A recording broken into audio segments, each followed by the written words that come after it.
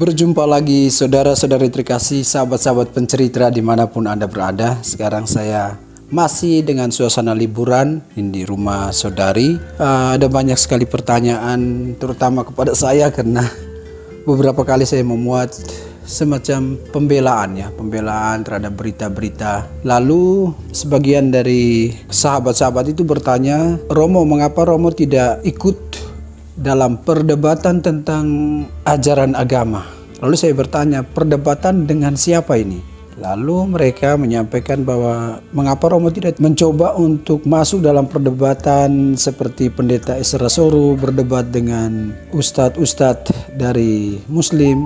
Ini semacam standing position ya. Anda membongkar dimanapun, entah itu di YouTube atau di bagian lain dari media-media online, Anda tidak akan menemukan seorang imam Katolik yang terlibat dalam perdebatan seperti itu. Perdebatan kitab suci, perdebatan ajaran iman.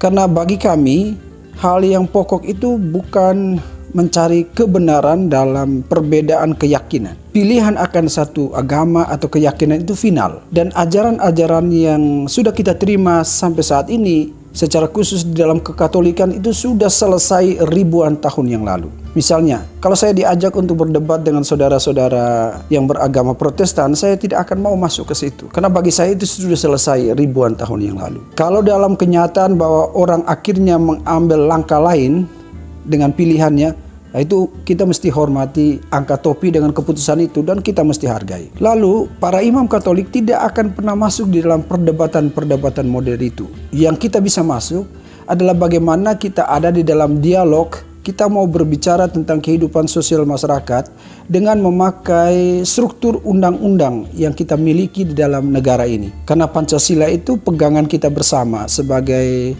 fondasi keputusan, sebagai fondasi pengambil kebijakan, dan kita tidak boleh keluar dari itu. Itu dasar negara kita. Dari situ ada undang-undang turunan, keputusan-keputusan yang mengawal perjalanan hidup beragama. Nah, saya kasih salah satu contoh ya. Salah satu contoh, ini ada seorang ustadz yang langsung menyerang ajaran, saya sebut itu kekristenan, karena dia mengatakan langsung pada Kristus. Walaupun kita di Indonesia ini sering orang tidak bisa membedakan, terutama agama lain di luar kekristenan, itu sulit membedakan mana agama Katolik, mana agama Protestan. Sehingga ketika mereka menyerang kedua-duanya. Ini salah satu contoh. Ini ada ustadz namanya Ustadz Kaimana yang mengajarkan kepada umatnya justru tentang Kristologi. Gelar yang ternyata salah kaprah juga kepada saudaraku tersayang Kristen dan Katolik ini apa? Kristus. Yang selama Erik tahu gelar Kristus itu kan gelar namanya Yesus. Gelarnya Kristus. Artinya apa Kristus? Kristus artinya Maha Kudus. Salah. Nggak ada yang kasih tahu. Nggak, emang kamu nggak bakalan disalahkan orang. Karena memang tidak pernah diajarkan, dan kalau bisa jangan sampai diajarkan. Tahu. Parah nggak tuh? Kenapa itu? Karena Kristus artinya nabi. Kristos itu dari Hamasiah bahasa Ibrani, artinya the anointed one, seseorang yang diurapi.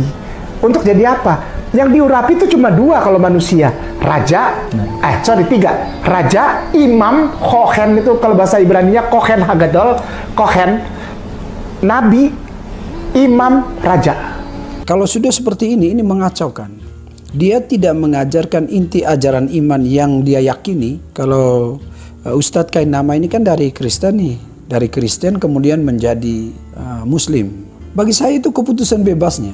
Siapapun di negara ini mau memilih agama apapun, itu adalah keputusan bebasnya. Dan masing-masing harus mempertanggungjawabkan keputusan bebas itu. Dan agama dalam konteks bernegara itu harus menjadi landasan pijak spiritual di mana orang dikuatkan untuk bekerja sama dengan stakeholder yang lainnya untuk membangun bangsa ini. Karena keputusan negara itu final bahwa dia dengan garis undang-undangnya menentukan agama sekian yang diterima di Indonesia. Ada agama Muslim, ada agama Katolik, ada agama Protestan, ada agama Hindu, Buddha, Konghucu, dan aliran kepercayaan. Nah, ini agama yang diakui. Di luar daripada itu, undang-undang tidak memperbolehkan. Jadi negara kita itu sudah sangat menjamin kebebasan orang beragama. Nah, problem itu terjadi ketika masing-masing orang merasa bahwa agamanya yang harus menguasai satu tempat tertentu, atau mayoritas dan minoritas itu menjadi perdebatan yang menjadi complicated di negara kita. Para saudara-saudari terkasih, kembali ke Ustadz Kainama yang berbicara tentang kristologi ini. Ini kan bagi saya kebablasan, karena dia mengajarkan kepada umatnya dengan pengetahuan sepotong yang dia terima sebelumnya, dan sangat percaya diri untuk mengatakan bahwa ada kesalahan, sampai mengatakan oh Kristus itu tidak boleh diterjemahkan, atau kemudian dia menjelaskan bahwa Kristus itu artinya nabi. Ini kan kelewatan ini. Tidak tahu tapi buat seolah-olah tahu, percaya diri pula ini.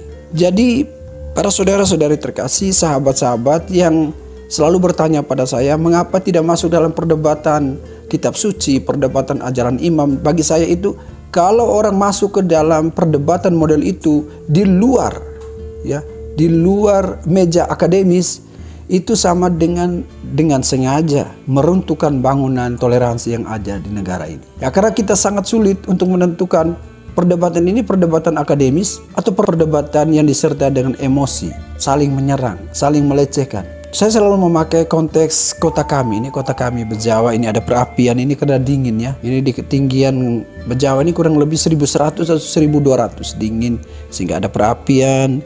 Di sini tempat orang panggang daging. Lalu oh ya, ini di Bejawa itu sangat terkenal dengan ini makanan ini. Porerore. Untuk orang Bejawa yang ada di luar, jangan lupa porerore.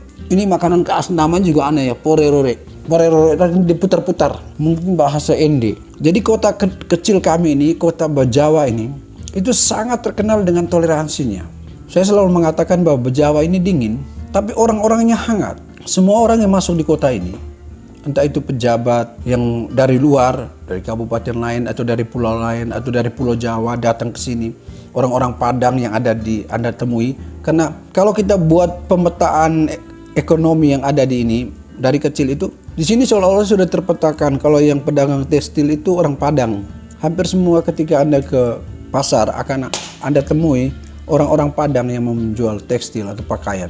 Lalu banyak warung-warung yang ada di sini itu rata-rata dari Jawa Timur, dan semua berjalan sangat harmonis, diterima satu dengan yang lainnya, saling menghargai. Kalau dalam video sebelumnya ada YouTuber Muslim yang kemudian membuat dengan drone-nya memberi gambaran ada satu masjid, di depannya itu ada gereja Protestan, di belakang gereja Protestan itu ada gereja Katolik. Bahkan sepintas kita lihat itu masjid lebih besar dari gereja Protestan. Tapi orang tidak persoalkan itu di kota kami ini. Demikian para saudara, sepintas kilas tentang suasana kota kami Bajawa yang damai. Salam dari Bajawa.